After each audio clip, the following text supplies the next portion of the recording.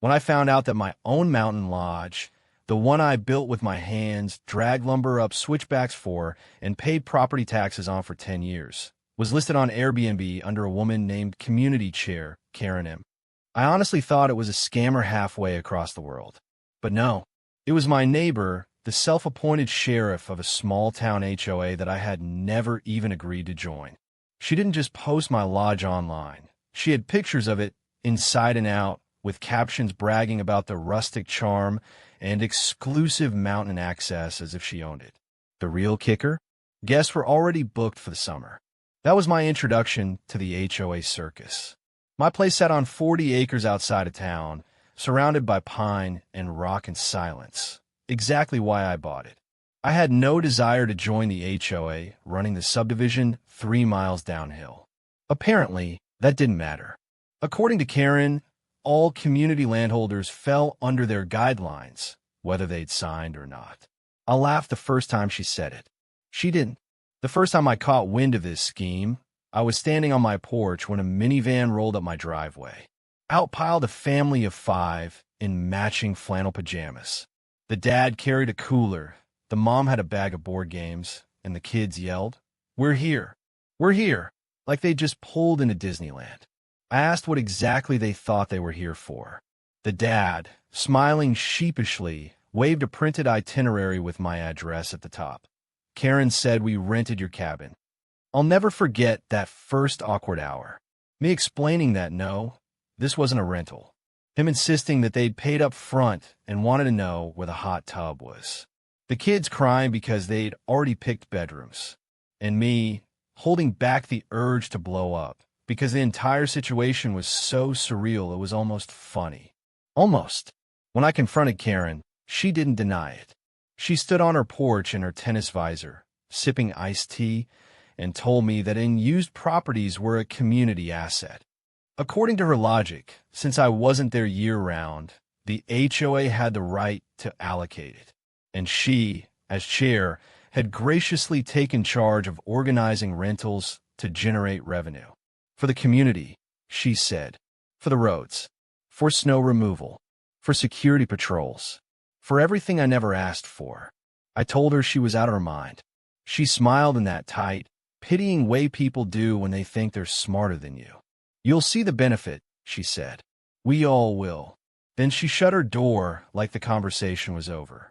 The next morning, I woke to another car in my driveway. Different family, same story. And this time, when I turned them away, I got angry texts from Karen. You're ruining the community's reputation. Guests will leave bad reviews. Do you want us all to suffer? I didn't reply. I didn't need to. Because while Karen thought she was playing chess, I was already digging into county land records. I knew she was petty, but I also knew people like her usually had cracks in their armor. Sure enough, she did. Her lot, her precious corner lot kingdom with the manicured hedges and the faux stone fountain, was tangled in a property tax dispute.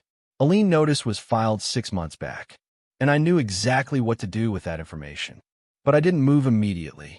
I wanted her to show her cards first. So I kept quiet and let the insanity escalate. Over the next 2 weeks, 4 more families tried to check in at my lodge. One couple got so belligerent they threatened to call the cops. They did, actually. And when the sheriff showed up, Karen herself appeared at the end of my driveway, clipboard in hand, insisting I was obstructing community rentals. The sheriff gave her a look I can only describe as the "Are you serious?" face, muttered something about civil disputes, and left me to it. That night, I checked Airbnb again. My lodge was still listed, calendar wide open, photos still showing my leather couch and the elk antlers above the fireplace. Except now, under property host, Karen had added a note. Owners are aware. That's when I realized she didn't think she was stealing. She genuinely believed she had authority over me. That level of delusion wasn't going to stop until someone made it stop.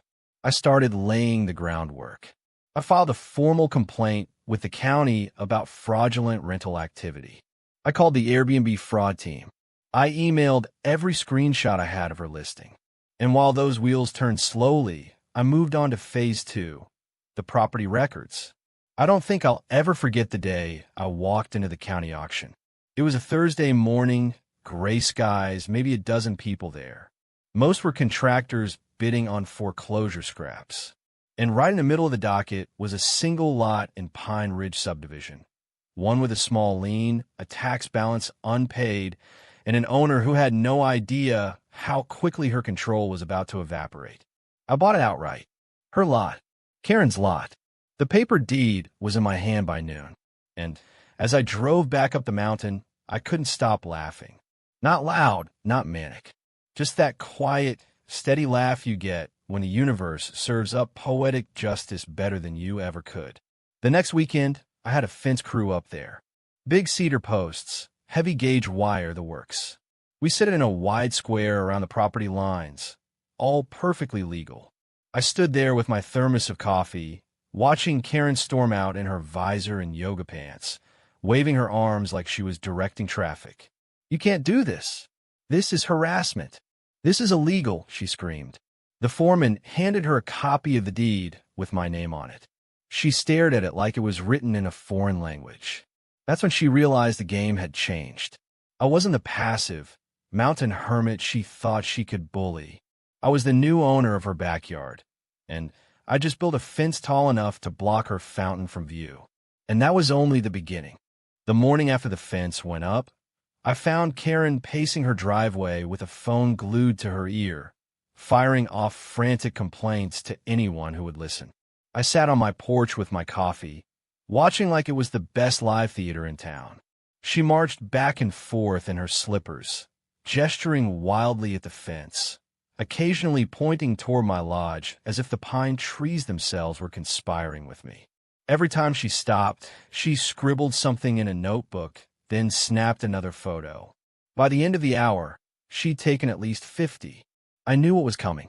HOA Karens all have the same playbook. They escalate. They paper you with complaints. They rally the community into believing their nonsense. Sure enough, a day later I got a certified letter.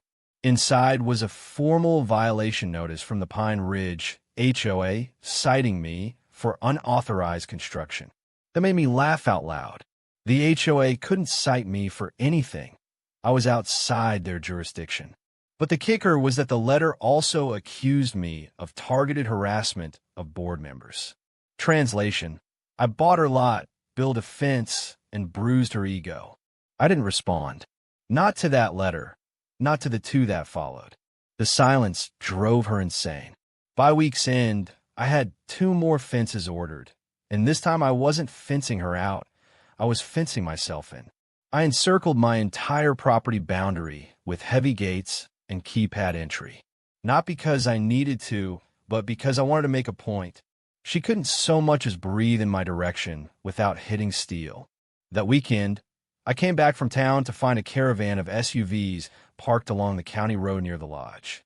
At least 10 people stood there, arms crossed, squinting at me like I was the villain in their neighborhood melodrama. Karen was front and center, clipboard in hand, rallying them like some sort of HOA general. When I pulled up, she stormed toward me, waving papers. "You're destroying our community's character," she barked. "This whole mountain is under HOA authority, whether you acknowledge it or not." I leaned against my truck and smiled. Funny, because according to the county, I just became part of your community. I own lot 17, and I don't recall seeing you at the auction. That hit her like a slap. Murmurs rippled through the group. Some neighbors looked at me, then at her, clearly realizing she'd lost control of the narrative. She tried to pivot, shouting about illegitimate transfers and backroom deals, but I held up the deed like it was a royal flush. That was the first time I saw the doubt in her eyes. I thought that might be the end of it. But Karen didn't back down. She shifted tactics. 2 days later, a shiny black SUV rolled up to my driveway.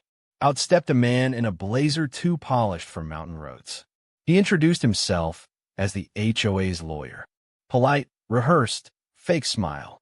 He told me the HOA contested the validity of my purchase. I offered him a chair on my porch and poured him coffee while he rattled off legal jargon.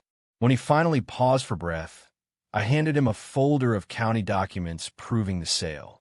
"Looks valid to me," I said, "but feel free to waste your client's money trying." He didn't have much to say after that. He left, Karen trailing him like a furious chihuahua, and I thought maybe that would break her spirit. I was wrong. A week later, strange things started happening.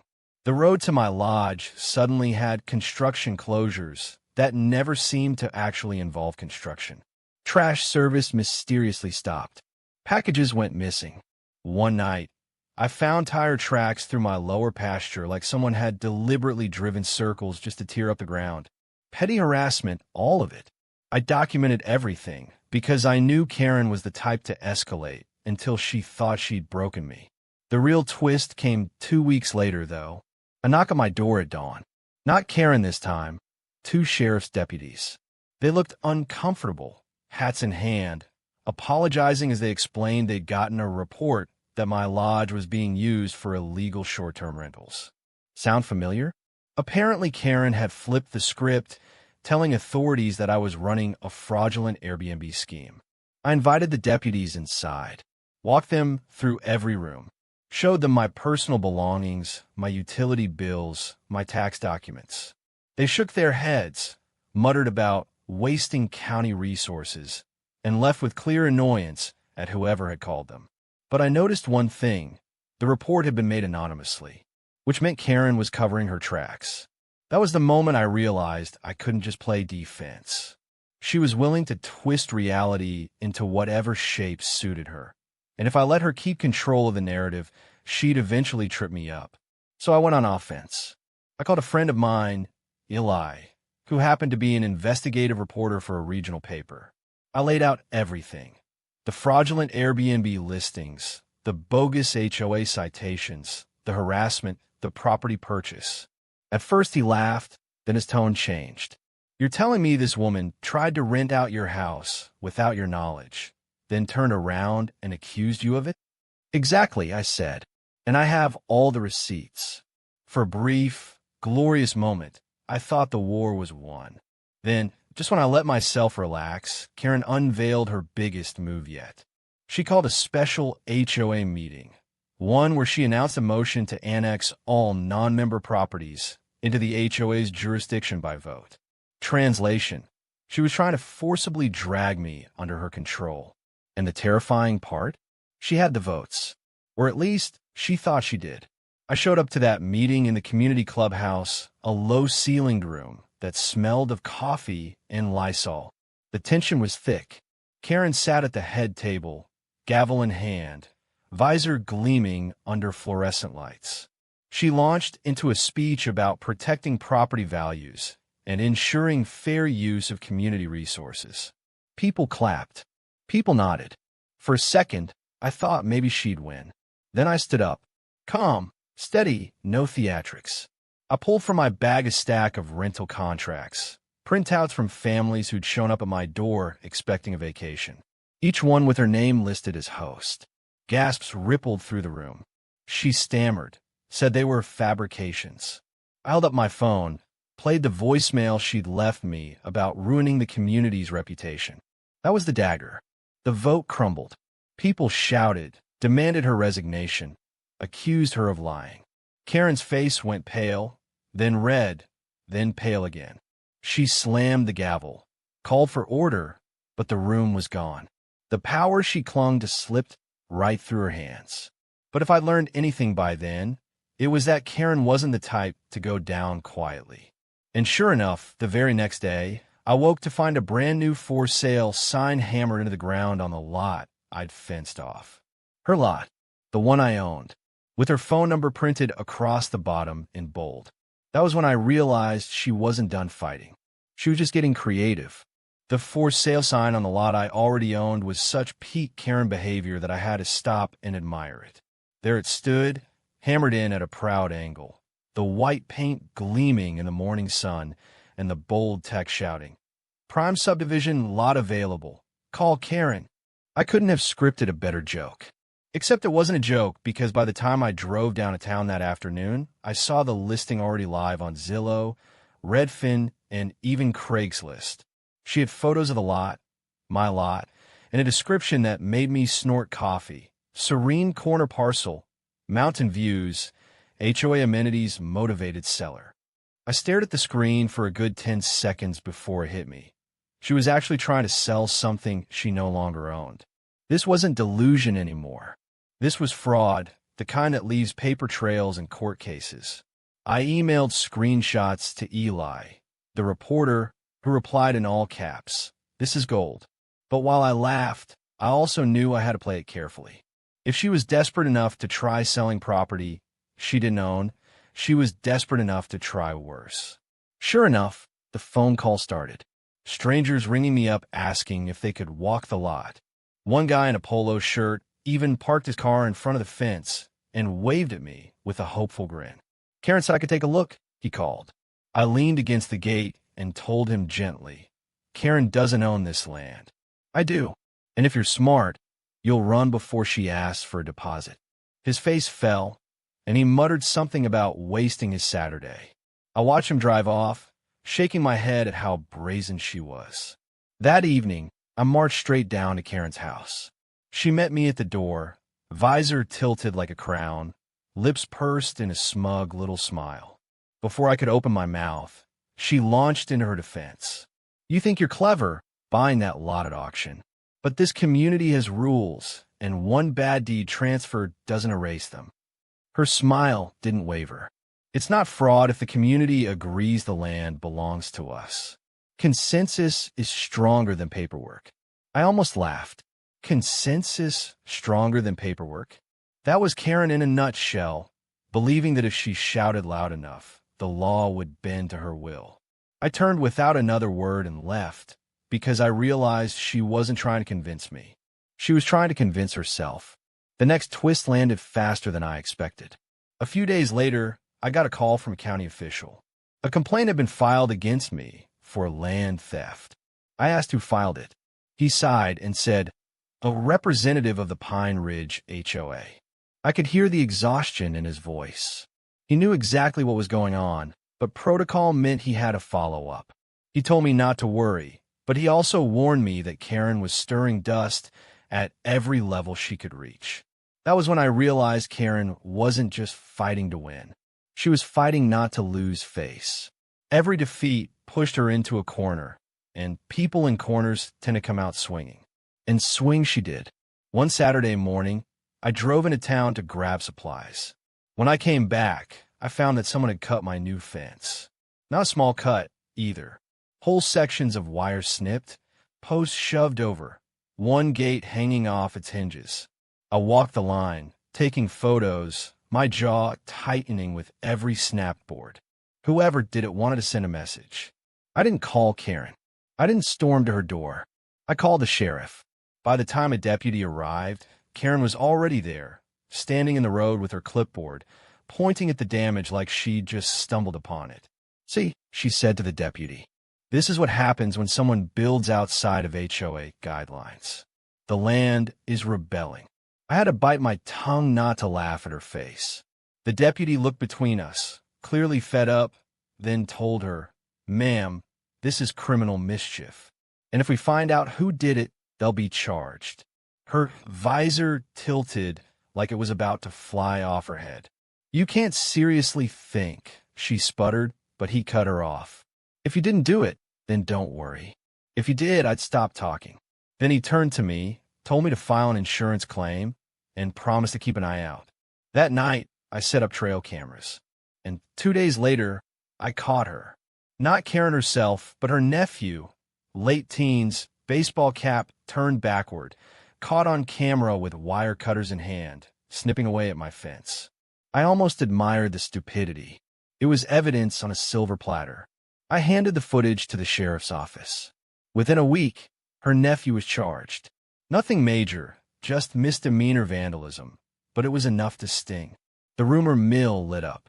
Suddenly, it wasn't me on the defensive. It was Karen answering uncomfortable questions about why her own family was damaging someone else's property. That should have ended it. But Karen didn't back off. She doubled down. A week later, I woke to a sound I hadn't heard in years. The low, steady rumble of heavy machinery. I walked out to the ridge and nearly dropped my coffee. A bulldozer, an actual bulldozer, was grinding its way up the road, followed by a dump truck full of gravel. Behind them, a caravan of HOA members in cars, like a parade of loyal subjects. At the front, in her visor and sunglasses, sat Karen, perched on a lawn chair in the bed of the pickup, pointing like a queen directing her army.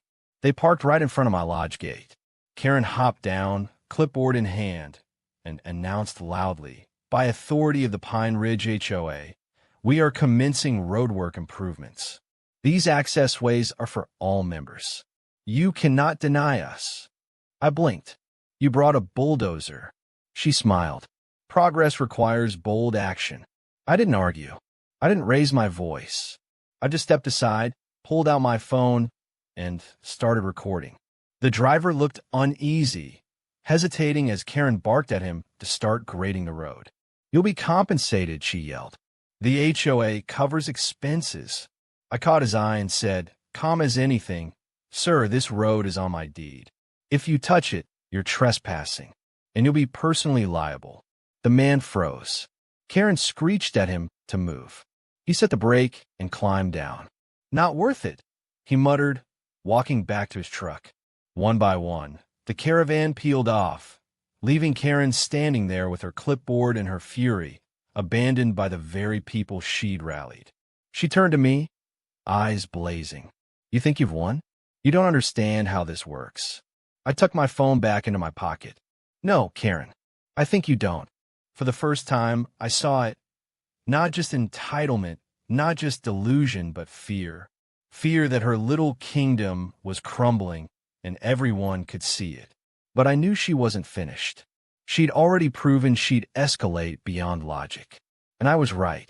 Because 2 days later, a notice arrived in my mailbox. Not from the HOA, not from the county, but from a law firm in the city.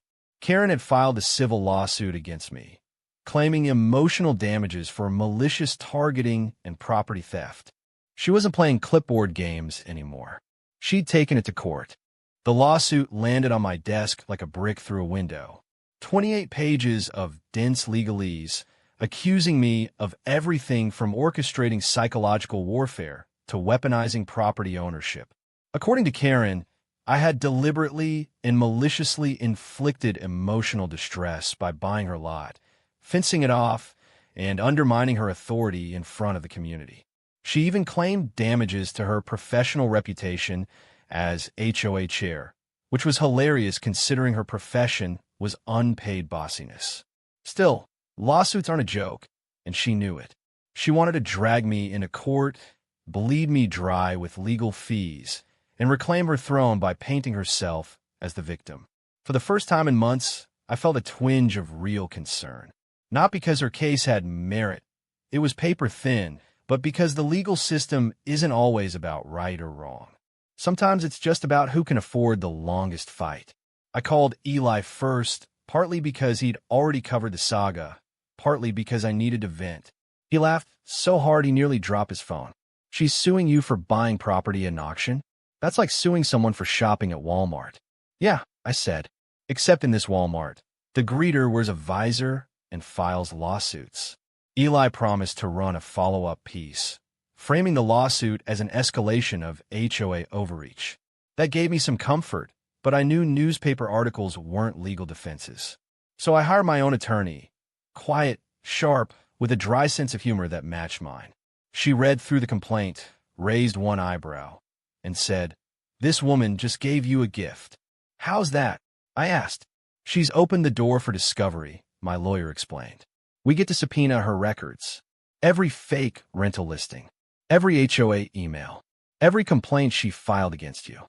If she wants to fight in court, she's about to hand us the evidence we need to bury her." I almost felt sorry for Karen then. Almost. The first hearing was set for a Tuesday morning. I showed up in clean jeans and a button-down, calm as a pond. Karen arrived flanked by 2 lawyers, dressed like she was heading to Wimbledon instead of district court, visor replaced by an oversized hat. She clutched a binder so thick it could have doubled as a doorstop, stuffed with her evidence. She testified first. Her voice trembled with indignation as she painted herself as a community servant betrayed by a rogue landowner. She described me as hostile, uncooperative, and obsessed with undermining the HOA. Every few sentences, she dabbed at her eyes with a tissue, though I noticed there were never any actual tears. When it was my turn, I didn't bother grandstanding. I let my lawyer do the heavy lifting. She calmly laid out the timeline. Karen listing my lodge online without permission, families arriving uninvited, the county auction purchase, the fence vandalism, the fraudulent property listings. Each piece backed up with documents, screenshots, and even the trail cam footage of her nephew with wire cutters. The judge's eyebrows climbed higher with every exhibit. At one point, when my lawyer played Karen's voicemail about me, ruining the community's reputation, I swear the judge almost laughed. By the end, Karen was squirming in her seat, whispering furiously to her attorneys. The judge dismissed half her claims outright as without merit, but left the emotional damages portion for further review. It wasn't a total win, but it was enough to swing momentum my way. Karen stormed out of the courtroom like a thundercloud. I lingered just long enough to hear one of her lawyers mutter, "You didn't tell us about the voicemail." That should have been the climax. But with Karen, there was always another act. 2 nights later, I was jolted awake by headlights flashing across my bedroom wall. I grabbed a flashlight and walked out to the porch. At the edge of my property, just beyond the gate, stood a crowd of people. Not strangers, neighbors. At least a dozen of them, clustered in the dark, some holding signs. And at the front, megaphone in hand, was Karen. She raised the megaphone and shouted, "This man is a parasite. He stole community land and threatens our way of life. He is not one of us." The others echoed her words, chanting in unison, "Not one of us. Not one of us." For a moment, I just stood there, half in disbelief, half in awe at the sheer absurdity of it. A midnight mob on a mountain road, chanting like extras in a low-budget dystopian film. Then I pulled out my phone and started recording. "Karen," I called out, "you're trespassing on county road property. And if you don't clear out, I'll call the sheriff." She doubled down. "You can't silence us. We have a right to protest." "Sure," I said, keeping my voice even. "But you don't have a right to block emergency access roads. And guess what? I've got this all on video." That made some of the neighbors waver. A few dropped their signs and slipped back into the dark. Within minutes, the mob was reduced to half its size. Karen screeched into her megaphone about traitors and weakness, but it was no use. The show had lost its cast. Eventually, she retreated too, muttering something about the next meeting. I thought that spectacle would finally break her grip, but I underestimated her resilience. Where her attempts at legal and social warfare fizzled, she reached for her last card: money. The very next week, I got a visit from a realtor, a polished man in a press suit, too slick for mountain dirt roads. He introduced himself politely, then cut straight to the point. "I've been authorized to make you an offer on your lodge." I frowned. "By who?" "An interested party," he said smoothly. "They're prepared to pay double market value. Cash. Quick close." I didn't need a psychic to know who the interested party was.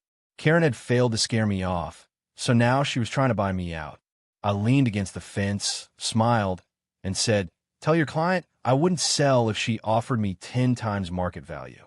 This place isn't for sale." The realtor's smile faltered. "May I ask why not?"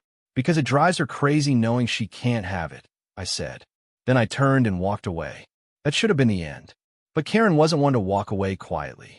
And the bigger the defeats stacked against her, the bigger the explosion I knew was coming. Sure enough, it came 2 weeks later. I was back in town when my phone buzzed with a call from a panicked neighbor. "You need to get up here," he said. "Now." I forded up the mountain road. As I rounded the final bend, my stomach dropped. Smoke curled into the sky above the lodge. Not a gentle chimney smoke, thick, black, acrid. I slammed the truck into park, sprinted up the driveway, and stopped dead. My fence was intact. My lodge was intact. But Karen's precious corner lot, the one I'd fenced off and legally bought, it was on fire. Flames licked the dry grass, curling around the base of her fountain like a sacrificial pyre. Neighbors ran with garden hoses, spraying desperately as the blaze crept toward the trees. Karen stood in the middle of it all, screaming into her phone. Her visor was gone, her hair disheveled, her face streaked with soot. When she saw me, she shrieked, "This is your fault. You cursed this land." I didn't say a word.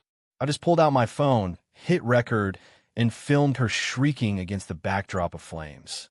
Because I knew, in that moment, that the fire wasn't the end of the story. It was just the spark for something bigger. The fire marshal's report came back 2 days later. Cause: suspicious ignition source. Translation: someone lit it on purpose. Luckily, the blaze had been contained before it reached the lodge or the tree line. But Karen's lot was scorched black, her fountain cracked from the heat, her manicured hedges reduced to ash. I expected panic, maybe shame. What I didn't expect was Karen standing on her porch the very next morning with a bullhorn, shouting to anyone within earshot that I had set fire to intimidate her. She was shaking the report around like it was proof, conveniently ignoring that it didn't name me or anyone. Her voice carried across the subdivision road as she hollered, "This is what happens when outsiders invade our community." He torched our land. It might have worked, too, if the sheriff's office hadn't already been sniffing around. 2 deputies had shown up that morning asking to see my trail cam footage. I handed them everything. And sure enough, when they reviewed the footage from the night of the fire, they found something that blew the whole thing wide open. Karen herself, walking across her lot with a gas can in hand. The next day, she was arrested. Arson, fraud, filing false reports. The works. The sight of her being led down her driveway in handcuffs, still wearing that damned visor, was surreal. Neighbors peered out from curtains, whispering. Some gasped, some shook their heads, a few even clapped. And me? I stood at my gate, coffee in hand, and watched the show. I thought that would finally be it, the end of the Karen saga. But I should have known better. People like her don't just fade quietly. They drag everything and everyone down with them. A week later, I got a thick envelope in the mail. Inside were dozens of letters, statements from HOA members, friends, even distant relatives, all blaming me for pushing Karen too far. They painted her as a martyr, a woman who only wanted to protect her community but had been provoked beyond reason. Some of the letters were signed, others anonymous, but the message was the same. This is your fault. For the first time, I felt a flicker of guilt. Not because I'd done anything wrong, but because I realized Karen had succeeded in what she always wanted, to make herself the center of everything, even from a jail cell. That guilt lasted about a day. Then Eli's second article hit the front page. Headline: HOA chair arrested in Mountain Lodge fraud and arson case. It was brutal. He laid out everything. The fake rental listings, the fence vandalism, the mob protest, the lawsuit, the fire. And he didn't just tell it. He backed it with documents, screenshots, photos, and trail cam stills of Karen with the gas can. The public response was immediate. The county DA announced formal charges. The HOA board voted, unanimously, to dissolve Pine Ridge HOA altogether. And my phone buzzed nonstop with calls from neighbors thanking me for exposing the madness and apologizing for ever siding with her. But the biggest twist came 3 weeks later when I got another call from my lawyer. "You're going to want to sit down," she said. Turns out, as part of the investigation, the county had combed through HOA financial records. And guess what they found? Thousands of dollars in maintenance funds siphoned into a personal account under, you guessed it, Karen's name. She hadn't just been bossy. She'd been skimming money off her own neighbors for years. The fallout was nuclear. Neighbors who defended her now turned vicious, demanding restitution. Lawsuits piled on from every direction. By the time her arraignment rolled around, she was facing not just arson charges, but embezzlement and wire fraud. I showed up at the courthouse that day, not because I had to, but because I wanted to see it through. Karen shuffled in wearing an orange jumpsuit, visor long gone, eyes hollow. When she saw me, she still managed to muster that old smugness. She leaned toward her attorney and whispered something, then looked straight at me with a smile that was half defiance, half desperation. Her lawyer stood and tried to argue that she was misunderstood, that she'd acted in the community's interest. The judge didn't buy a word of it. Bail was denied. Trial was set. Karen was let out, shoulders hunched, and for the first time, she looked small. Walking out of that courtroom, I thought about everything. The families who'd shown up at my lodge with suitcases, the midnight mob, the bulldozer stunt, the fire. All of it because one woman couldn't stand the idea that someone lived outside her rules. It was almost funny. Almost. But here's the kicker, the part that really sealed the whole saga and legend. 6 months later, after the HOA was dissolved and Karen's trial date set, the county held another auction. Among the lots for sale, Karen's house, the one with the fountain, the hedges, the porch where she'd sipped iced tea while telling me my land was a community asset. I bought it. Cash. The day I closed, I walked up to that fountain, cracked and scorched from the fire, and stood where she once lectured me about the greater good. Then I called a demolition crew. By the end of the week, her house was rubble, the fountain hauled away, the land folded into my property. Neighbors asked me what I'd do with it. Build a rental? Plant something? Leave it bare? I just smiled and said, I think I'll put up a picnic table. Nice place for coffee. And that's exactly what I did. A single picnic table, nothing fancy, sitting on the ashes of her empire. From there, I could see my lodge, the ridge beyond, and the stretch of land that used to belong to the woman who tried to take everything from me. Sometimes I sit there in the mornings, sipping coffee, watching the sun come up. And I think about Karen, how far she went, how much she lost, how little she gained. All for power that never really existed. People ask me if I regret buying her lot in the first place, if maybe I pushed too hard. I tell them the truth. I don't regret a thing. Because some people only learn the hard way that not everything belongs to them. And if you're wondering what happened to Karen, the last I heard she was serving time at the county jail, still telling anyone who'd listen that she was the real victim. Maybe she'll keep saying it until she believes it. Maybe she already does. But me? I'm just glad I never gave in. Because the only thing more dangerous than a Karen with power is a Karen who thinks she has it. And in the end, all it took to break her was the one thing she could never control: reality.